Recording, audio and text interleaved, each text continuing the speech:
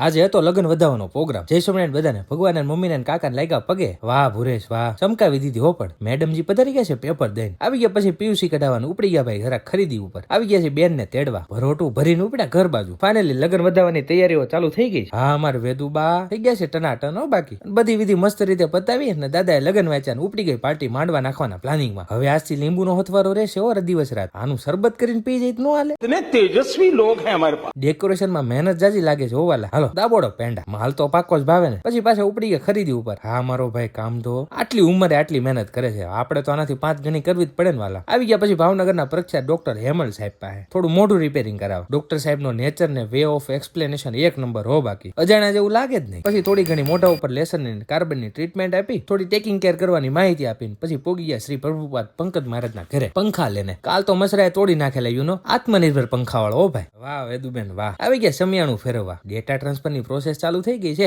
આજનો વિચાર કઈક એવો છે કે માનવીના મનને અડી જાય ને એ દલીલ અને દિલને અડી જાય ને એ સત્ય.